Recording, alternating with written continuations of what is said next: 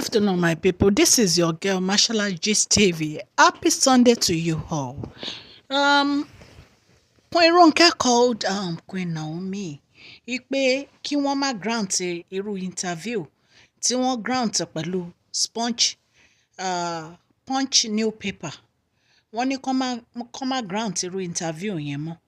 So wọ́n ní pé interview yẹn ó really affect kábíyèsí. So ẹ̀yin èèyàn wa, ọ̀rọ̀ lẹ́gbọ́n yẹn o. If today is your first time on my channel, please can you go straight to that notification bell and press it so that whenever I post a gist, you can get it. And to my old subscribers, I say thank you. Thank you very, very much. Happy Sunday to you all. Yeah, nǹkan tá à ń gbọ́ nísìn ni ṣe mọ̀ pé ní àná Queen Naomi wọ́n grant interview pẹ̀lú Punch newspaper. So nǹkan tó wá ṣẹlẹ̀ ni pé nínú interview yẹn mo rò pé Queen Naomi sọ wípé àwọn bride làwọn dẹ̀ single. Wọ́n ní ọ̀rọ̀ tán sọ yẹn ó jẹ́ kí kábíyèsí kí ọkàn wọn kó dàrú wípé kábíyèsí ò wà òkè pé in fact gan wọn lè jẹun. So wọ́n wá ní olori Ronke pé wọ́n pé kàn jọ nítorí Ọlọ́run kàn má grant irú interview báyẹn mọ́ wípé interview yẹn ó really affect kábíyèsí seriously.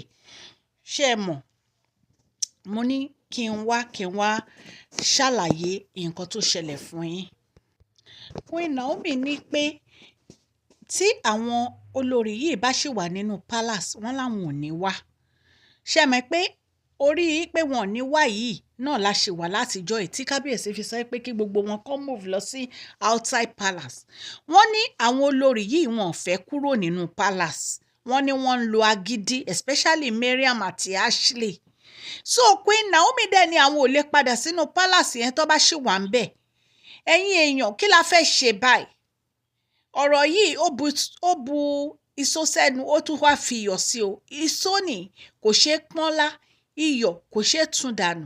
Kí ni Queen Naomi fẹ́ ṣe báyìí? Irú nǹkan báyìí ó lè affect kábíyèsí. Ẹ mọ̀ yìí pé kábíyèsí ò fi ọ̀rọ̀ Queen Naomi ṣeré. Wọn ò fi ọ̀rọ̀ wọn ṣeré rárá. Ọ̀rọ̀ yìí ó ń bà wọ́n nínú jẹ́ gan ni. So bí a ṣe ń sọ lọ, so wọ́n ní pé olórí Ronke pé Queen Naomi pé kó má ṣe irú interview báyẹn mọ́, kó má grant irú interview báyẹn mọ́ pé ó bà kábíyèsí nínú jẹ́ gan ni. So Queen Naomi dẹ̀ sọ pé àwọn ò lè padà wá sí palace tí àwọn olórí bá ṣì wà ní palace. Mariam, Ashley, àwọn tó kù wọ́n agree láti move lọ sí olórí quarters, but wọ́n ní pé Mariam ò lọ, pé Ashley náà ò lọ. So news tá gbọ́ nìyẹn. Kábíyèsí ẹ wá nǹkan ṣe sọ̀rọ̀ yìí o, because ẹ mọ̀ pé ẹ ti print invitation card síta nípa welcoming party Queen Naomi wá sí palace the ending of May. Ẹ lọ bá Queen Naomi ẹ settle ọ̀rọ̀ yìí amicably. Ṣó ti yé yín? Àwọn olórí yìí ẹ mọ nǹkan tẹ́ ẹ lè ṣe fún wọn. Even gan kí Mariam ní nǹkan kan against yín kábíyèsí kó mú dání, ọba ní ẹ bá lórí ohun gbogbo ni, kò sí nǹkan tó lè ṣe. Ṣó ti yé yín?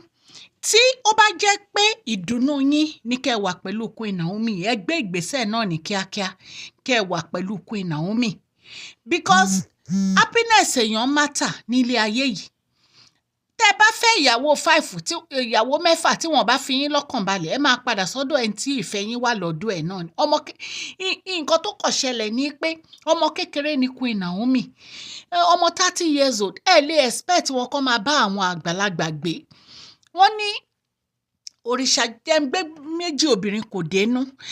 Kò easy fún wọn because wọn ò wá use mọ́ irú life báyẹn. ìgbà tẹ́ ẹ fẹ́ wọn ò bá yàn kankan nílé ẹ̀ẹ́dẹ̀ fẹ́ yàn kankan lé wọn. ìgbà tó dẹ̀ kúrò ní palace lẹ bẹ̀rẹ̀ sí fẹ́ àwọn olórí yìí. wọ́n dẹ̀ sọ pé àwọn ò lè bá wọn gbé wípé olórí Ronke nìkan làwọn wà comfortable pẹ̀lú. ẹ̀yin náà gbégbèsè ẹ lé wọn sí outside palace, ẹ jẹ́ kó máa lọ sí outside palace. ṣó ti yé yín, ọ̀rọ̀ yìí kò ń ṣe nǹkan tó le rárá, nǹkan tó simple nìyẹn. ṣé ẹ mọ̀ pé àwọn èèyàn náà ti advise yín tipẹ́tipẹ́ pé kẹ́ settle àwọn olórí kẹ́ jẹ́ kó máa bá tiwọn lọ. tó bá jẹ́ pé settlement lọ́rọ̀ wọn kan jọmọ́ ẹ jẹ́ ẹ settle wọn. èyí tó bá lóun ò lọ divorce, èyí tó bá dẹ̀ lé òun máa lọ ẹ jẹ́ kán wà ní outside palace, ẹ lè lọ máa bá wọn níbẹ̀. so nǹkan tí mo gbọ́ ní ẹ̀yin èèyàn tí mo ní kí n wá sọ fún yín o. Please subscribe, share and like my video. èmi ọmọ yín náà ní o, Mashola Gist.